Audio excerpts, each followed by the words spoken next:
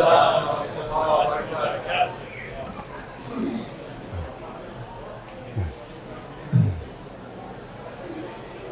it loud enough?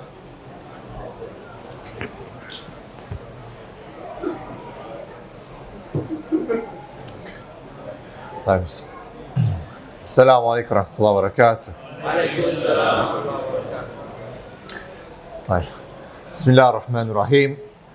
إن الحمد لله نحمده ونستعينه ونستغفره ونعوذ بالله من شرور أنفسنا ومن سيئات أعمالنا من يهده الله فلا مضل له ومن يضلل فلا هادي له وأشهد أن لا إله إلا الله وحده لا شريك له وأشهد أن محمدا عبده ورسوله اللهم صل وسلم وبارك على سيدنا محمد وعلى آله وصحبه أجمعين اللهم علمنا ما ينفعنا وانفعنا بما علمتنا وزدنا علما بارك الله فيكم وجزاك الله خير for the invitation.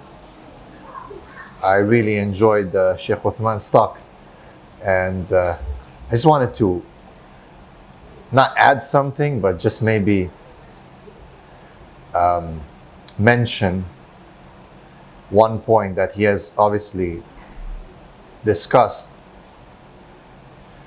but one of the reasons why today we are compromising our deen, and he has alluded to it, and it is a controversial thing, which is so sad that it is controversial because it is one of the most basic things of our, and it's part of our aqeedah, and in doing so we are losing our foundations and we are selling our deen, and actually no one is safe from that.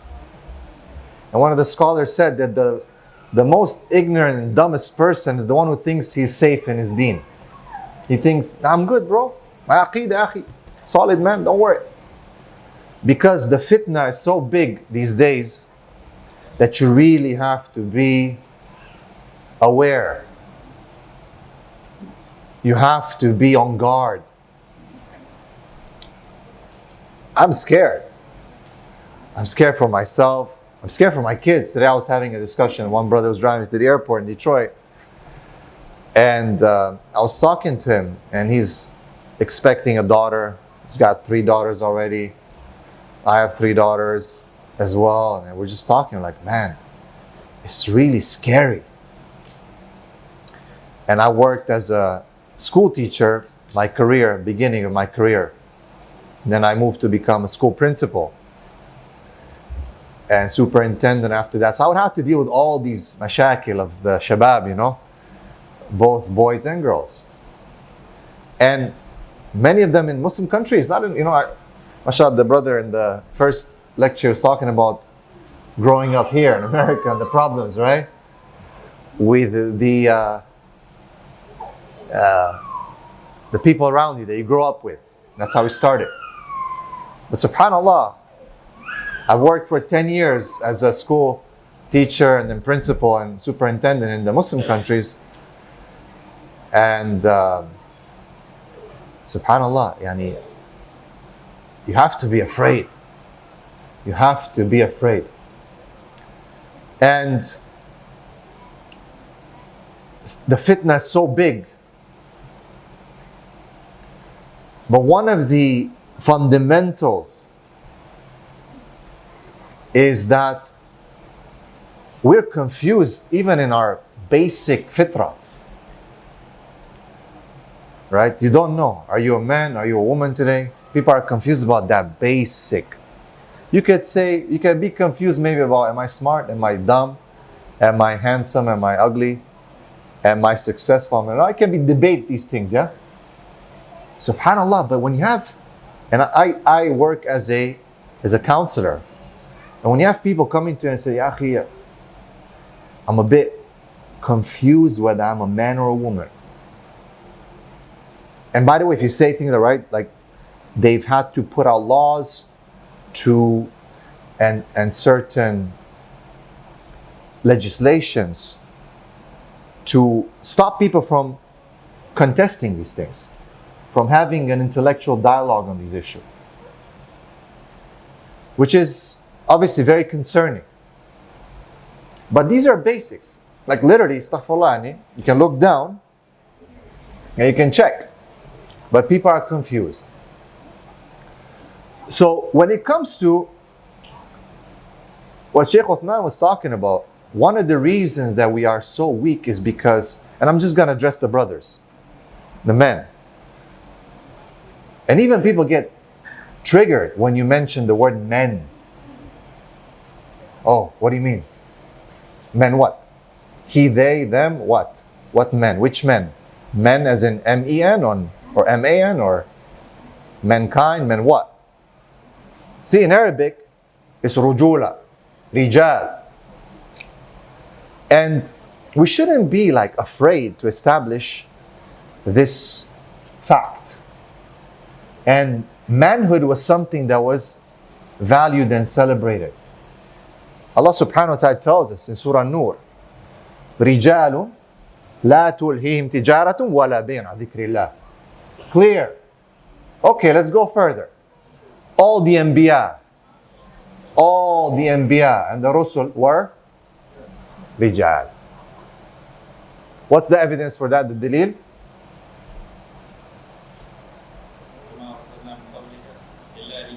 إِلَّا رِجَال. أيوة.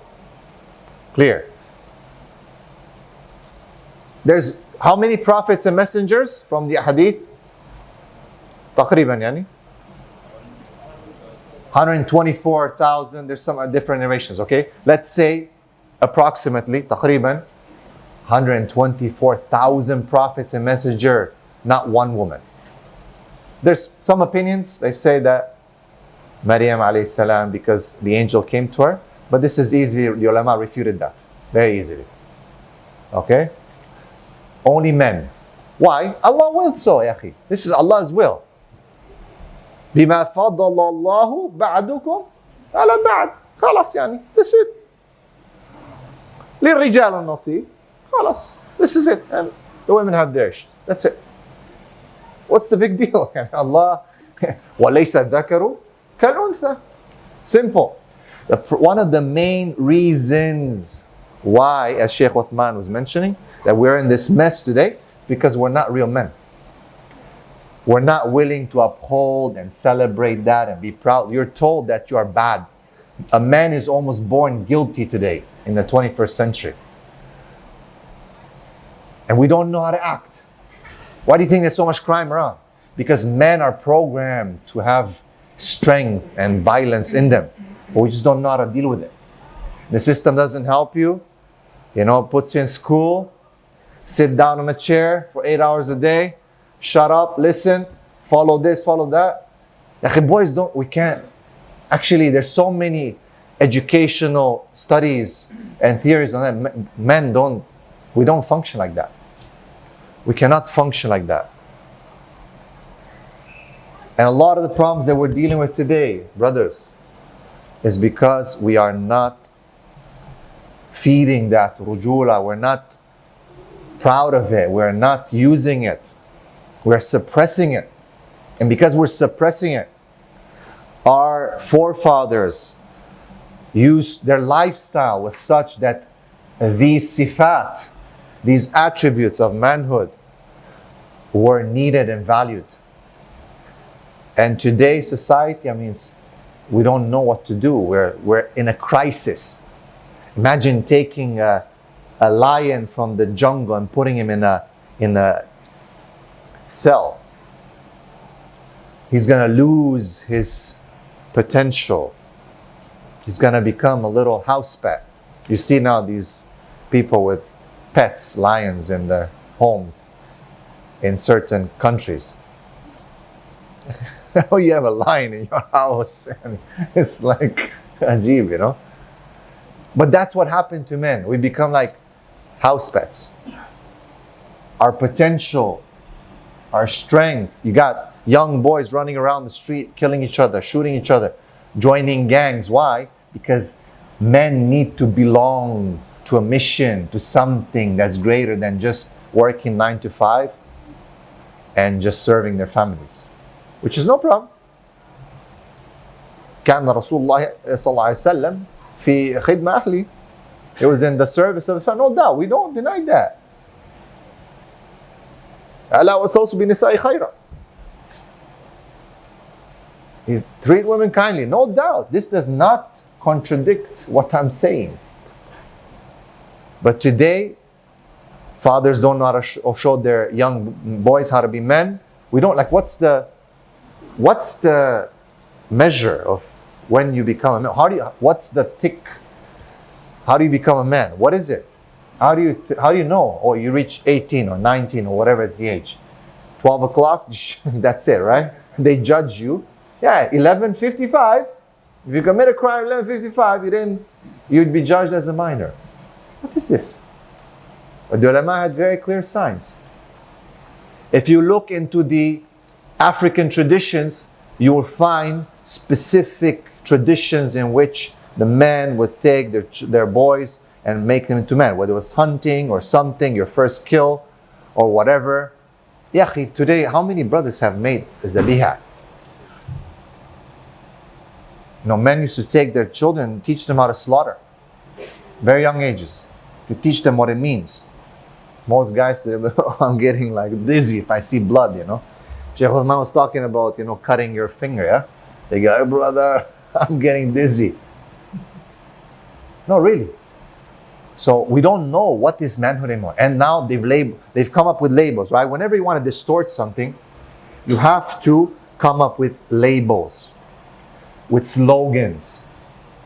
So it's toxic masculinity, right? It's mansplaining, whatever they call it. All kinds of weird labels that they come with to distort it, to make sure that people are afraid. And if you somehow say, I'm proud to be a man, oh bro, this is hatred, this is not good, you're going down the wrong path, you're not going to be a good man, a good husband. It is because of our weakness as men, and we're responsible in front of Allah subhanahu wa ta'ala to uphold His message. It's always been on the shoulders of men. I don't know if women don't like it, anyone does, it doesn't matter. It really doesn't, because this is a fact. Now, the faster we get to fix ourselves as men, because we have problems, no doubt, we admit that, the faster we can actually fix the bigger problems in our societies. And the weaker we become, and the weaker we accept, and we just submit to this whatever culture they're trying to push on us, then indeed we're going to be blamed for it. Because guess what? There's a lot of accountability and a lot of responsibility on men still, but no authority. How are you going to have accountability and responsibility with no authority? That's like saying a police officer, hey, go and protect, yeah? No gun, no handcuffs, no car, nothing, just go and protect. So you're responsible. Oh, there's crime in the neighborhood. Police officer, let's get him. It's his fault. Yeah, but he's got nothing to do. Where's his authority? Where's the authority? Where's the authority of men today? Nothing. We're left at the mercy of whoever wants to be nice to us. But we're responsible. Anything happens, anything goes wrong, yeah? And you see it in time of war. Anything goes wrong, all the men and the children and women on the train, all the men stay back, bros. Well, you don't even know how to hold it, nothing. But this is how it is. So one of the main reasons, as Sheikh Uthman was saying, giving the examples, the battles and the ghazawat and all these things, these were real men. Sahaba, real men. That's why they didn't compromise. Sahabas had differences. There was issues, no doubt. But they never compromised who they were, their positions, what the truth is. And they lived and died like that. For us, it's a different story today. And this is why we need to reclaim this God-given right in the right way, following the Quran, Sunnah, as the Prophet ﷺ showed us, not the way I say it, or Sheikh Uthman, or anyone else. This is the way the Salaf always said, you follow a person based on how he follows the Sunnah of the Prophet ﷺ. you follow him, how he follows, how he brings you and connects you to the Quran and Sunnah. Not how well he speaks, how good he looks, how smart he is, how philosophical he is, or anything like that. It doesn't matter. If I mess up, finish. That's it. What Abu Bakr radiallahu anhu said. What if I do this? I do it. We're gonna deal with you. Okay? It's how you follow the truth. To connect it to my topic, one of the reasons why we men are weak today, it is because we live in a society that is hedonistic. It is a hedonistic world, actually. And hedonism is based on following your desires. None of us are spared. We have to be as honest as possible. Okay, one of the first, and I'm supposed to speak about addiction. One of the first and main points when dealing with addiction is to be honest with yourself. If not, you will not ever get rid of it. And as society was progressing, and obviously problems were increasing, and this is nothing new. It happened during the previous empires as well. Entertainment and substance abuse became very rampant to unfocus people from the real problems. So alcohol, drugs, entertainment, all kinds of time passing, these were always there under different forms and shapes. But they were never just haphazard. They were basically instilled in place to make sure that people are not focused on the reality of life. This is no conspiracy theory. You can look at the Roman Empire, the Greek Empire. You can see how Andalus, Spain fell, even after 700 years of rule, Islamic rule. One of the reasons it fell was because of the singing and dancing and belly dancing and the parties and all these things that were happening. That disobedience that were open now. There's a reason. I mean, when you disobey Allah subhanahu wa ta'ala in private, it's between you and Allah subhanahu wa ta'ala. You can make tawbah. Once you reach a level when you disobey openly and you don't care anymore, then wait for Allah's punishment to come. And there's a saying in my language that Allah doesn't beat you with a stick. He will send on you different things. And the Arabs also have a saying. They say that we used to be ashamed of Allah. And we used to be ashamed of then our families. And then we used to be ashamed of our neighbors. And then we used to be ashamed of our society. Right? He said, now we lost most of these levels of shame that were there on top to protect us from doing what we are doing. When it comes to our weakness today, we are addicted to many things. And addiction keeps a person not only into a certain toxic loop, but it also makes a person spend money. And someone always makes money out of this. Those people who put on the entertainment, the people who make the alcohol, the people who put the drugs together. People benefit from this. You have to understand addiction, because addiction means a repetitive, toxic cycle of coming back to the substance that you are addicted to or the behavior that you are addicted to. So common addictions today, you would think that it is cocaine, dope, or marijuana. Actually, the most common addiction is pornography. And then obviously like phone addiction and social media, shooting through the screen. Substance abuse is also big, but it is most likely, it is below the usage of pornography and device addiction. And while shooting dope or snoring coke has more clear physiological, noticeable effects. Pornography is more dangerous, for example, because it has psychological effects. It stains your nafs. It changes your brain. And it's hard to tell because the nafs is not something that is tangible, nor is your brain that easy to be able to scan and to understand what happens to it, even though we do have access to scans.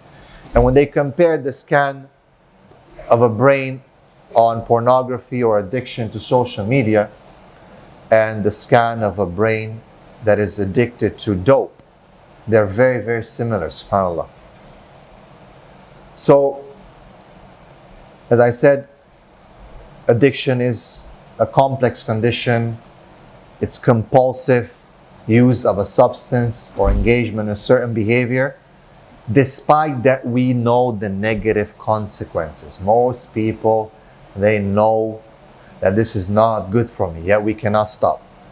Now, it's something a bit different than what used to be before, because yes, indeed, before they used to have khamr. Okay, and the hukmul khamr, what is it? It is haram. Why? So why? How do we know that? Okay, rijs min shaitan, but yes. So the statement or the call was that kullu muskirin khamr wa kullu muskirin or kul khamr, and it's haram, yeah? And khamr comes from the word khimar, which is the cover of the head, right?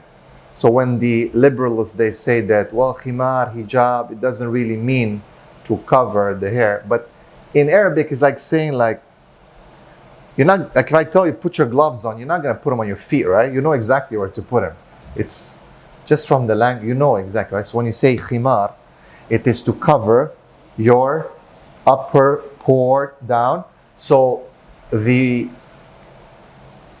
muskir or the intoxicant, which covers weed, marijuana, anything, right? That's why the Prophet ﷺ didn't say like just a specific word that defines, for example, wine, or it said an intoxicant, right?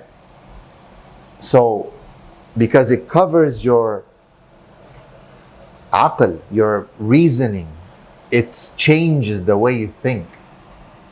It changes your neural pathways, the connections from the normal to something abnormal, right? So at the time of the Prophet ﷺ, they used to have khamr, but there was no pornography. It has a different effect on you. It comes in under very different shape and form. So when we're dealing with substance abuse and substance compulsive addictions, you look at substance and then you look at behaviors. All right, and we have to separate the two. When it comes to drugs, and when it comes to alcohol, when it comes to marijuana, okay, the way to understand this from the addiction perspective is that the substance itself becomes addictive because it increases your dopamine or your feel-good hormone. In your brain, basically, there's a hormone. It's called dopamine. The level increases every time you engage in some feel-good activity. For example, if you work out and you feel like you've achieved something, you feel motivated. You feel like doing again, what more? When you look in the mirror and you find some gains, right? Or someone tells you, mashallah, man, look at those guns, right? Allahumma barik. You feel like going and doing it again next day or the day after. You have a schedule now. You feel motivated, right? Because you feel good about it. Or you've achieved something. You've memorized. Wow, now someone, your sheikh says, mashallah, you did amazing. Now you're even more motivated. You want to do more. Right? So it's kind of like the same type of mechanism happens in your brain when you feel good. However, the outcomes of those substances, there's nothing positive to it. Right? Actually, it's something that is very, very negative that destroys your brain because your brain gets used to it after some time. And this dopamine threshold now hires itself. So now it requires more. And that's where you have why people overdose. People overdose is because they're looking for that first high. You understand? But they'll never get it. Actually, you'll never get that first high. It never happens. Right? So now they're chasing it, they can't get it, they add more, they think more means more, better. Hence, their body cannot handle it, and they die. They can't control it. And I understand. And I've looked into this as much as I could, whatever Allah subhanahu wa ta'ala allowed me, to look into the seerah of the Prophet sallallahu alaihi wasallam, to understand how did he give nasiha? How did he advise people when they had issues? So you have, for example, Abu Mahjar radiallahu anh, who was an alcoholic. And the Prophet sallallahu alaihi wasallam used to order him to be whipped. He was whipped and whipped. Even after the Prophet sallallahu alaihi wasallam passed away, he still wasn't giving it up. Till later in one of the battles, when he turned around one of the battles, beautiful story, and he finally, left it.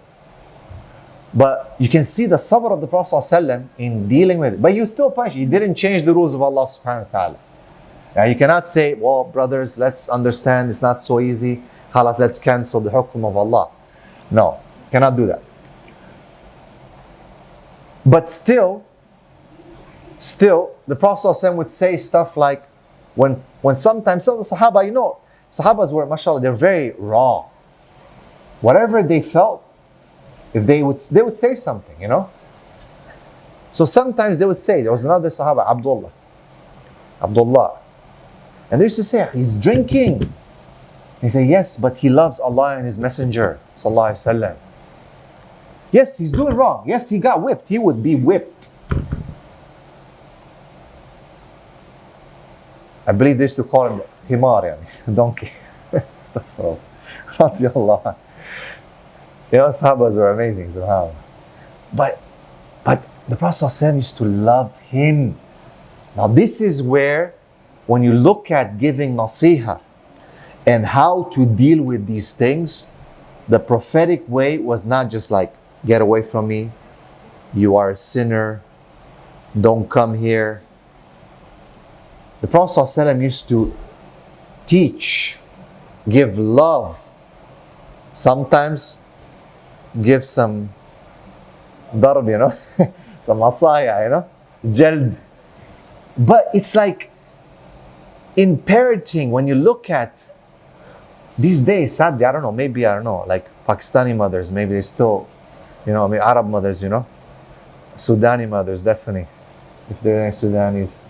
But maybe Mexican mothers, I heard, they're quite strict, But they love you, right? It's not abuse. It's love with a bit of strength. One of the ulama was walking to his dars, and it's funny because he said, I just saw this child screaming, running, and his mom was running after him and throwing shoes and smacking him. And he's like, scream, and he ran. And I said, he saw the alim is saying, subhanallah, I wonder what he did, right? And then he came back from his dars. He saw the boy laying down by the door, waiting. He said, subhanallah. He said, he ran away from her, but he came back to her because he knows that this is the only place that's safe for him. And he said, that's how it is with Allah subhanahu wa ta'ala. فَأَيْنَ تَذْهَبُونَ? Where are you going? إِنْ هُوَ إِلَّا ذِكْرٌ لِلْعَالَمِينَ. You cannot escape from Allah subhanahu wa ta'ala except to Allah. You can never run away from the punishment of Allah except to go to Allah. Right? So when we're dealing with this, we have to understand addiction specifically is not like other sins. Okay? Sins are not all the same. They're small sins, they're big sins. There's sins that invalidate your deen, and there's sins that are mistakes. Okay, not every sin is the same. The ulama categorized the sins. And indeed, all these addictions are sins. But not all sins are addictions. Right? So we need to understand. So we're dealing with addiction, and I believe I haven't seen really around the world the correct mix between the deen and ilm, and to make qiyas from the life and the hukum of the Prophet ﷺ, to use it in a professional way to deal with addiction.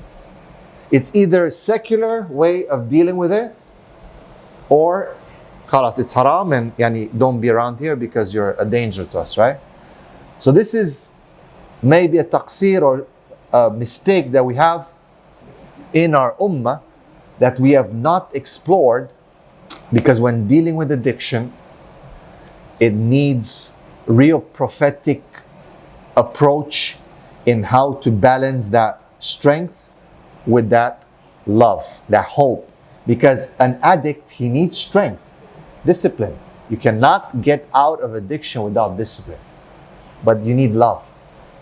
So the Christians usually, and sadly I've worked with, and I've seen some of these organizations, most of the addicts or addict places that are Christian based, they do not succeed well. Because in the end, there's no fear aspect. They go to their church and then Jesus died for sins. They're like, but if he died for my sins, why am I pushing myself so hard to suffer? Khalas, let me just do whatever. So when you look at AA, the Christian organizations, you'll find that it's kind of like a hotel, in and out for people. Right? But then sometimes when you look at the Muslims, we push people away. Okay? Oh, this guy's a druggie. This guy's an alcoholic. Yeah, but he might have a good heart. He might be a really good person. It's just that he's suffering with this thing. He might be bringing this from Jahiliyyah, from his previous time. And addiction will follow you, man. He will follow you. And guess what? Everyone that I talk to, imams, sometimes, not everyone, astaghfirullah, but many imams that I talk to, and secular Muslims who are psychologists and whatever, who don't use Islam. We have a lot of Muslim psychologists that have nothing to do with Islam. Nothing. No Sharia studies, no nothing. We forget one major element component. Big one. What is it? What is it? What do we forget? Who's using these things? Shaitan. We all forget the shaitan. He is an expert in this stuff, man. He is the one who knows this thing. Don't think he's using sticks and stones. Shaitan is not living in... He is updated with everything. Everything, all these things. You think he doesn't know? He's been studying and patiently waiting. And he knows. And a lot of times we forget the shaitan. SubhanAllah, some of the brothers who have Sharia knowledge, people come to them and they say, Akhi, I think you need to see a doctor. I say, Akhi, at least give him some ruqya, give him some nasiha, give him something from the deen. I think you need some medicine. I hear this so many times. And we should never rule out shaitan from this equation. Shaitan is using anything he can because he took a promise and he told Allah that I will misguide them. I will do anything that stays in my way and I will misguide them. And that was his promise. So addiction is one of the go-to weapons of shaitan. Okay? These are one of the main weapons of shaitan. And we need to understand that in order to deal with addiction. Because to come with a comprehensive treatment plan that can help someone get out of addiction, you cannot eliminate the Quran and the dua and the ruqya shari'iyah from the equation. Cannot. Cannot. People go here and they leave the Quran there. No. You need to have a very comprehensive, a disciplined method, strength, but at the same time, love and a compassionate, understanding community and people who will help you, family, and so on. I think this is where we have the right tools in our Sharia and the Deen, but we're not connecting them. And when you look at the Prophet ﷺ, the way he would deal with the kuffar, the way he would deal with people who were and have done some horrible things, horrendous things. It was a very, very different way than the way we are sometimes handling certain issues. And you can see the evidence for that. The way the Prophet ﷺ would try and he would work with these people. Yet there's a limit. There's a limit. There's always a limit, and the Prophet ﷺ would clearly define that limit. But definitely, he would always give hope to the people. Right? Bashiru. Give glad tidings. So, this is what I am trying to understand and to study as to how we can deal with this addiction. And it is such a spread, it's so spread. I was looking at some statistics. Now, how do we derive these statistics? Because of the usage of internet, a lot of these companies, they have what's called cookies, tracking cookies. Why do they track your activities? Because they want to sell you stuff that is of interest to you.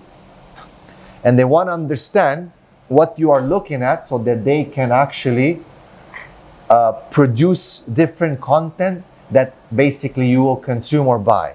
So they're making money from it, right? So any website, anything that we visit, right, you find at some point when you open up Amazon, all of a sudden it recommends you. Like I was trying to buy some caps, the other day, some winter toques. Everywhere I open now, it's all toques everywhere. It's like I'm not even everywhere. Everything that I open is the toque that I was looking for. Because that's how they do it. So through this, we are able to extract some information about what people do, what they buy. And I can say, when it comes to, for example, pornography, it is so widespread, men and women, that people, when I talk to them, they're shocked. They say, you're lying. You're making this up. Not to mention that the cases that I deal with as a counselor, that sometimes, as we say in Romanian language, the cat will stand on its tail, from استغرب القطة it gets like shocked, like, so it's so shocking that sometimes you're like, even myself, I'm like, is that, it's real? So the statistics are so staggering, so shocking, yet we're living in ghafla. We are denying it.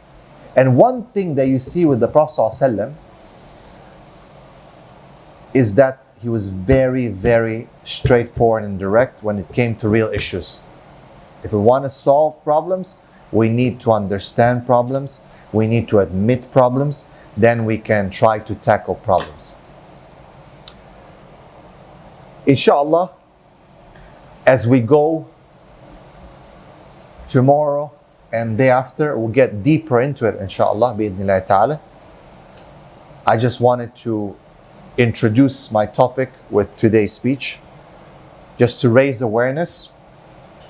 And in review, I connected what Sheikh Uthman was talking about, rujula and manhood, and why we're compromising our deen. And I wanted to show where are some of our weaknesses coming from. Because when we cannot control ourselves, then it is a sign of weakness. And we all have weakness. And as we know as men, one of our greatest weaknesses is women. And Shaitan, he knows that exactly very well. And he will capitalize on that every single time he can.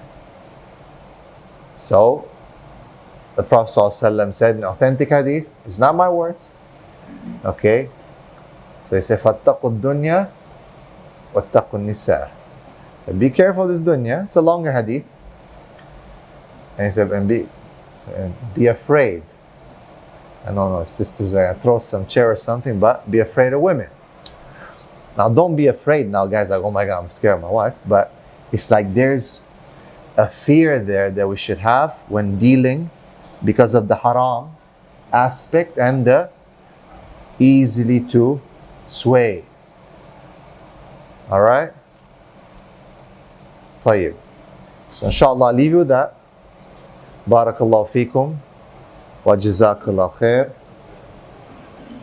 Salatu wassalamu ala Sayyidina Muhammad wa ala alihi wa sahbihi ajma'in.